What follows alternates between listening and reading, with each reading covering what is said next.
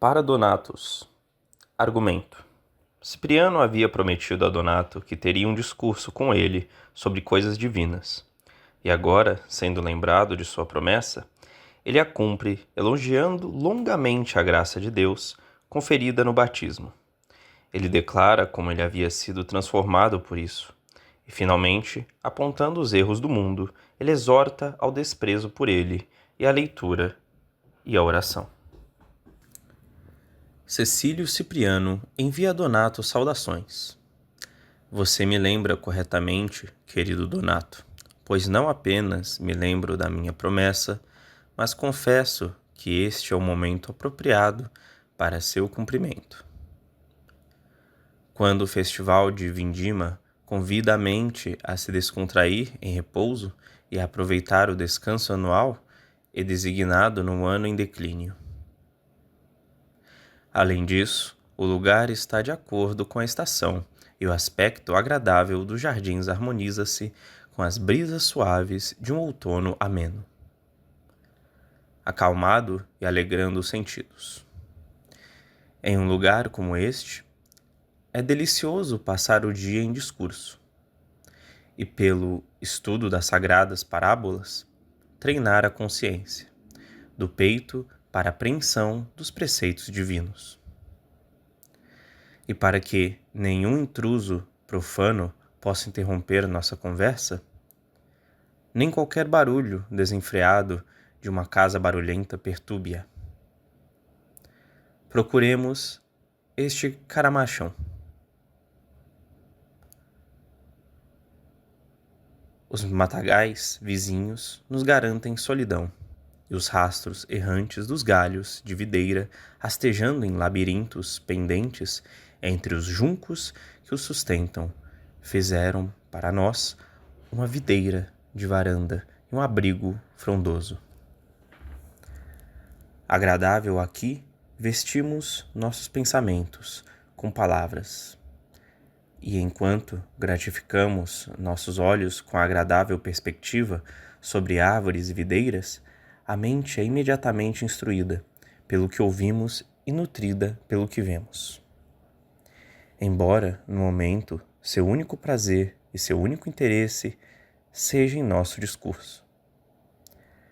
Desprezando os prazeres da visão, seu olho agora está fixo em mim, com a sua mente, bem como seus ouvidos.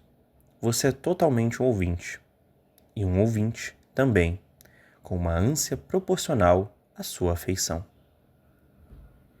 E ainda, de que tipo ou de que quantidade é algo que minha mente é susceptível de comunicar à sua?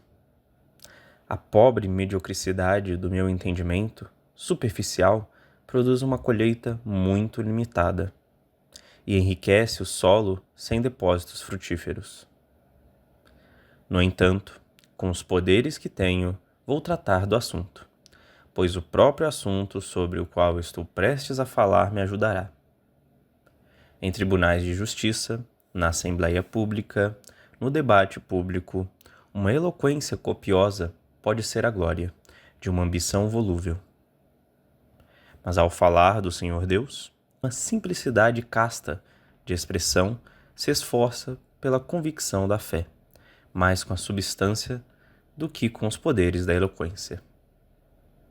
Portanto, aceite de mim coisas não inteligentes, mas pesadas, palavras não enfeitadas para encantar uma audiência popular com uma retórica cultivada, mas simples e adequadas por sua veracidade nua e crua, para a proclamação da misericórdia divina.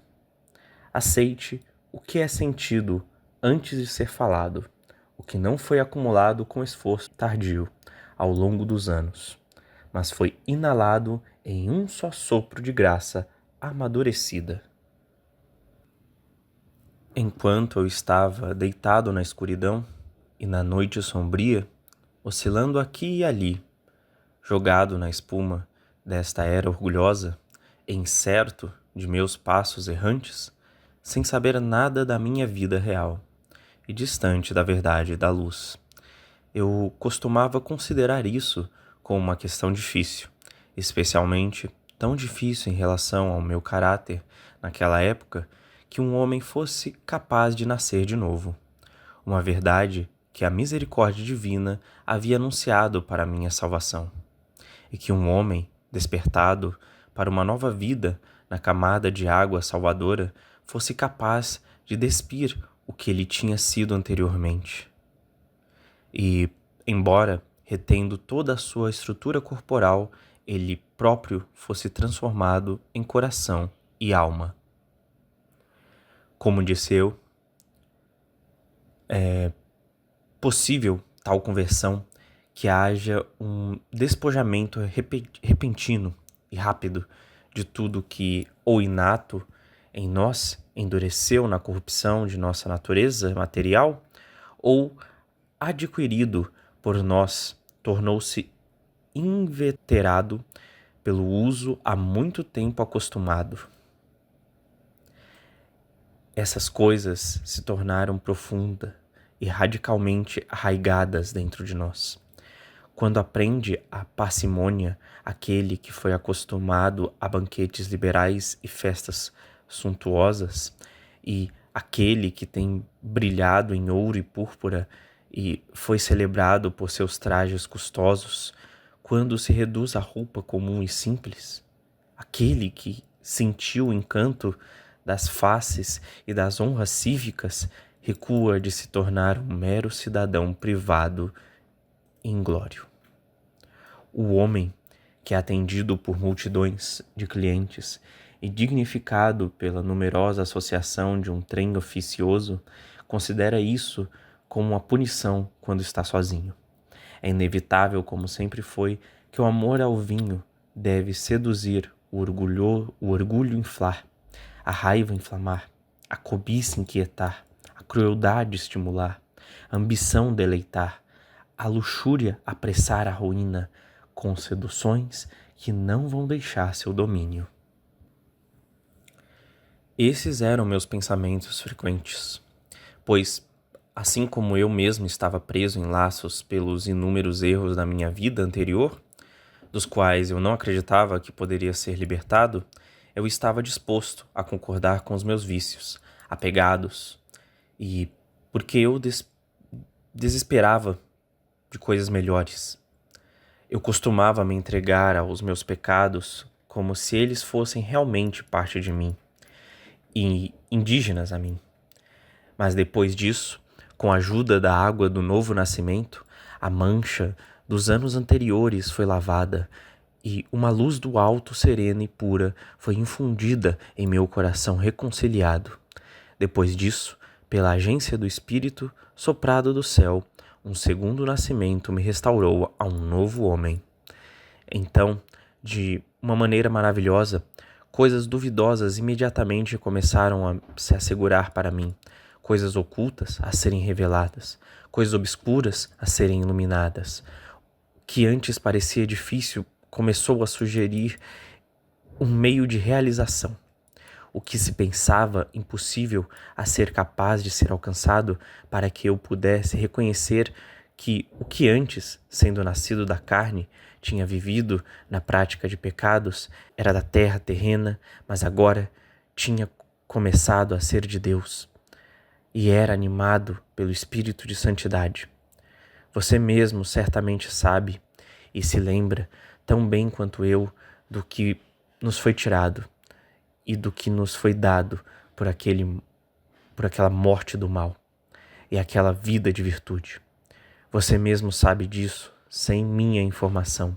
Qualquer coisa como se gabar do próprio louvor é odiosa, embora não possamos, na realidade, nos gabar, mas apenas ser gratos por tudo que não atribuímos à virtude do homem, mas declaramos ser o dom de Deus, de modo que agora não pecamos. É o começo da obra da fé. Enquanto que pecamos, antes foi o resultado do erro humano. Todo o nosso poder é de Deus. Eu digo, de Deus. Dele temos vida. Dele temos força. Pelo poder derivado e concebido dele, nós, enquanto ainda estamos neste mundo, prevemos as indicações das coisas que virão.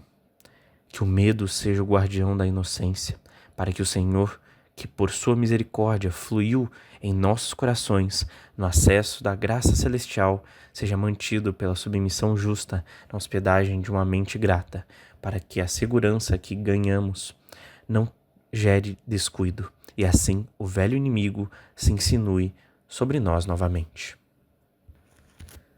São Cipriano de Cartago, rogai por nós.